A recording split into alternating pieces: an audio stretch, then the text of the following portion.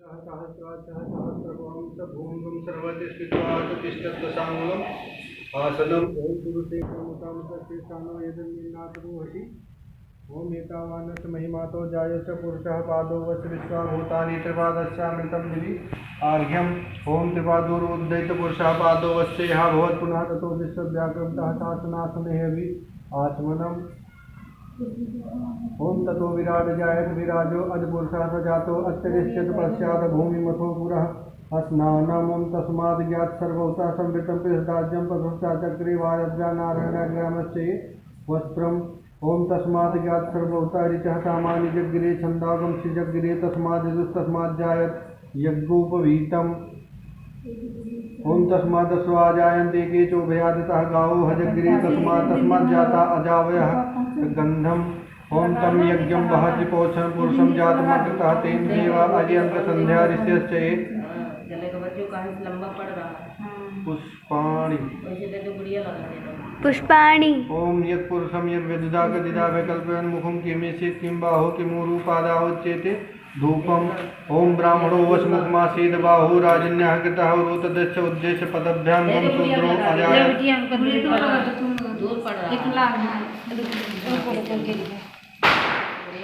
एक सेकंड पापा एक सेकंड ओम यत्पुरुषेण हविषा देवा यज्ञमन्वन्त वसंतो स्यासीदं ग्रीष्मेद्म शरद्भिः ये उधर दक्षिणाम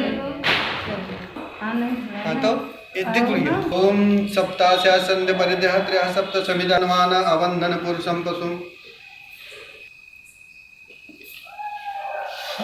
ले लिए जल ले लिए और तनी तनी फूल ले लिए और हाथ जोड़ लिए एक बार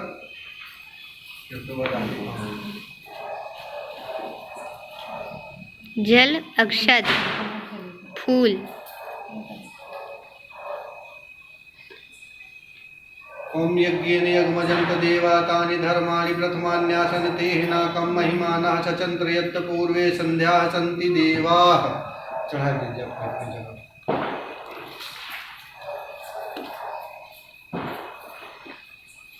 गणेश भगवान का ध्यान करो पूरी बात आ गई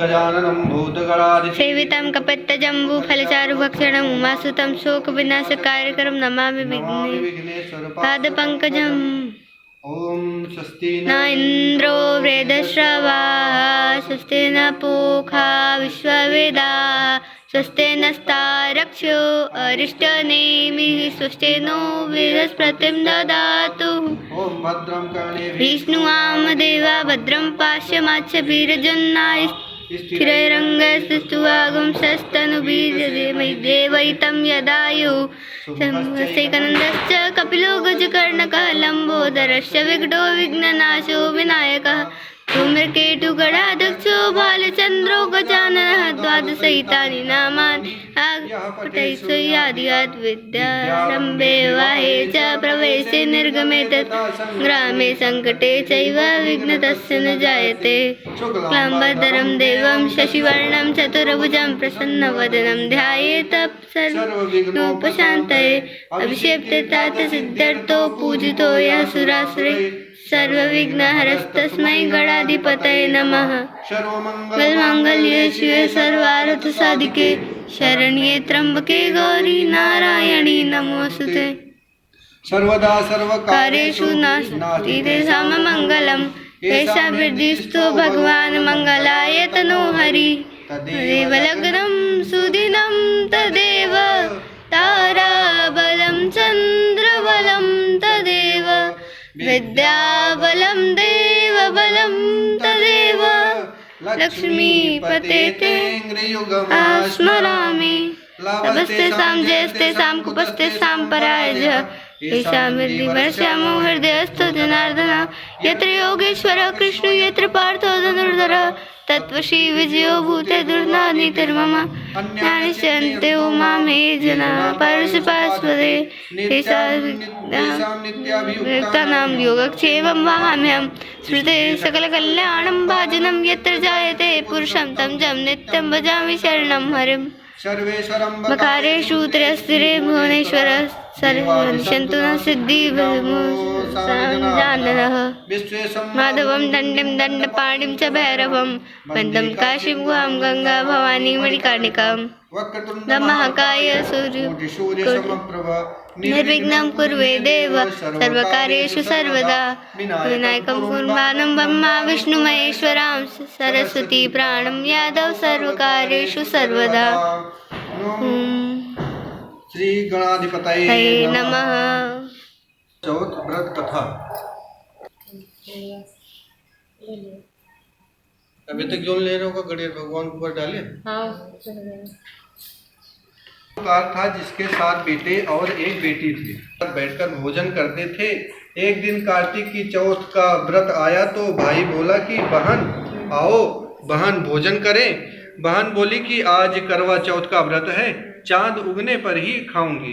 तब भाइयों ने सोचा कि चांद उगने तक बहन भूखी रहेगी, तो एक भाई ने दिया जलाया, दूसरे भाई ने छलनी लेकर उसे ढका और नकली चांद दिखाकर बहन से कहने लगे कि चल चांद उगाया है, अर्घ्य दे ले। बहन अपनी भाभियों से कहने लगी कि चलो अर्घ्य दे। तो भाभियाँ बोली तुम्हारा चांद उगा होगा, हमारा चांद तो रात को उगेगा।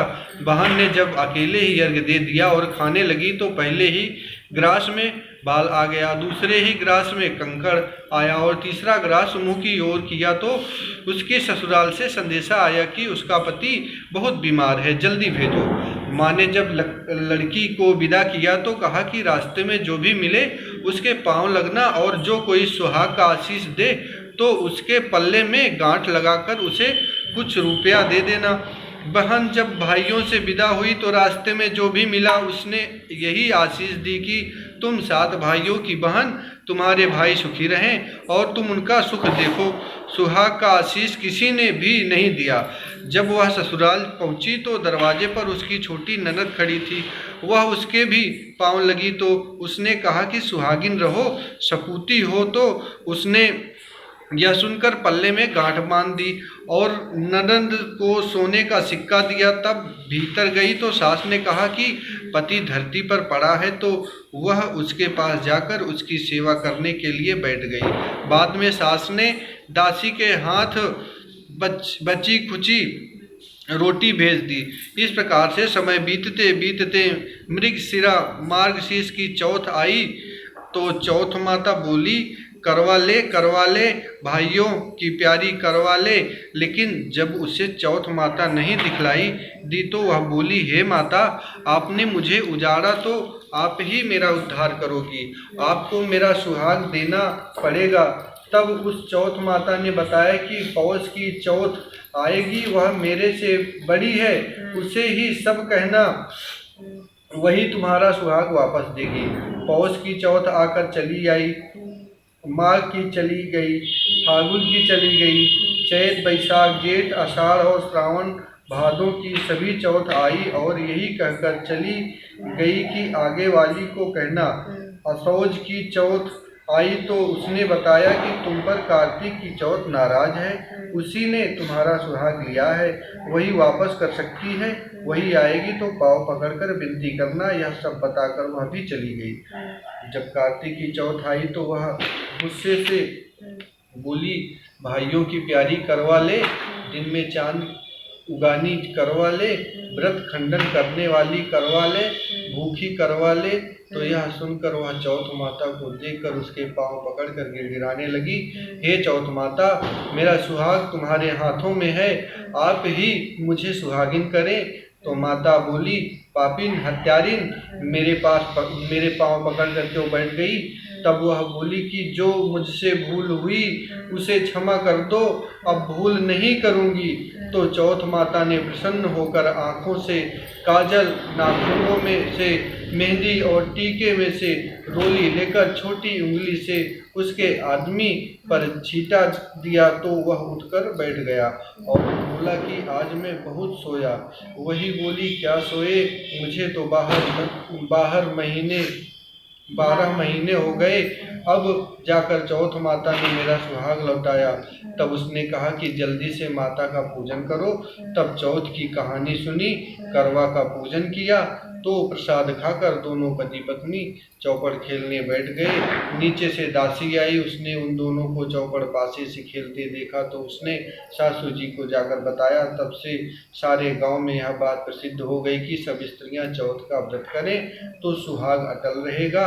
जिस तरह से साहूकार की बेटी का सुहाग दिया, उसी तरह से चौथ माता सबको सुहागिन रखें।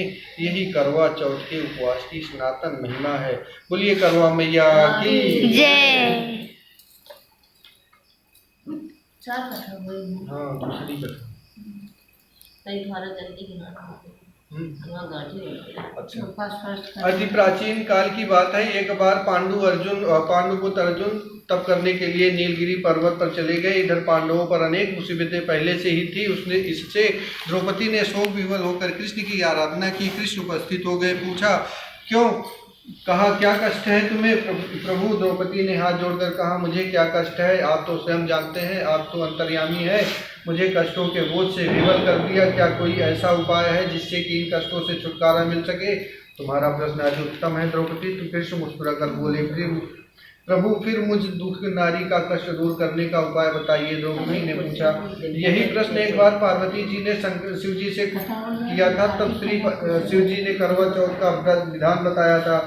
फिर प्रभु करवा चौथ की जानकारी मुझे भी दीजिए और उसकी कथा कहिए। तब श्री कृष्ण ने एक पल सोचने के बाद कहा, दुख सुख जो सांसारिक माया माना जाता है, प्राणी उसमें सदा ही लिप्त रहता है। मैं तुम्हें अति उत्तम करवा चौथ की व्रत कथा सुनाता हूँ, इसे ध्यान से सुनो। प्राचीन काल में गुणी विद्वान धर्मपरायण एक ब्राह्मण रहता था। उसके 4 पुत्र तथा एक गुणवती सुशील पुत्री थी। पुत्री ने विवाहित होकर चतुर्थी का व्रत किया, किंतु चंद्रोदय से पूर्व ही उसे सुधा से बाध्य कर दिया गया। इससे उसके स्नेही भाइयों ने छल से पीपल की आड़ में कृत्रिम चंद्रमा बनाकर दिखाया। लकड़ी के अर्घ से भोजन कर दिया। भोजन करते ही उसके पति की हृदय गति बंद हो गई। इससे दुखी हो उसने अन्न जल त्याग दिया। उसी रात्र में इंद्राणी भू विचरण करने आई। ब्राह्मण की पुत्री ने उनसे अपने दुख का कारण पूछा। इंद्राणी ने बताया कि तुम्हें करवा चौथ का व्रत में चौथ दर्शन से पूर्व भोजन कर लेने से यह कष्ट मिला है। तब उस लकड़ी ने अंजलि बांधने की विनय की, इससे होने का कोई उपाय बताइए।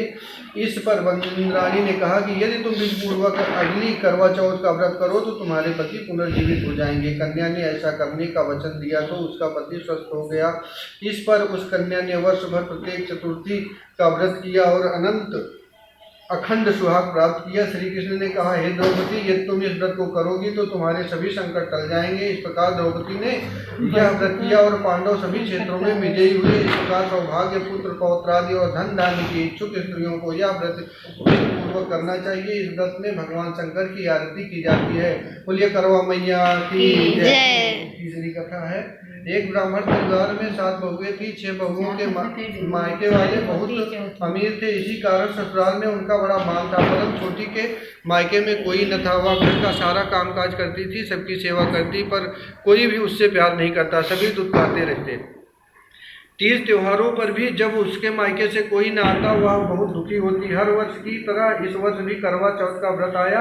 अन्य बहुओं के मायके से उनके छोटे भाई करवा लेकर आए, पर छोटी के मायके में यदि कोई होता तो करवा भी लाता। सास भी छोटी को ही खरी खोटी सुना रही थी। वह दुखी होकर घर से निकल पड़ी और जंगल में जाकर रोने लगी। एक नाग बहुत देर से उसका रोना गला दर्द सुन रहा। अंत में वह अपने बिल से निकल आया तथा छोटी बहू से उसने पूछा, बेटी क्या बात है, तुम क्यों रो रही हो? छोटी बहू बोली, आज करवा चौथ है, मेरी कोई भाई नहीं है। यदि मेरा कोई भाई होता तो आज जरूर करवा लेकर आता। नाग को छोटी बहू पर दया आ गई। नाग ने कहा, बेटी तुम घर चलो, मैं अभी करवा लेकर आता हूँ।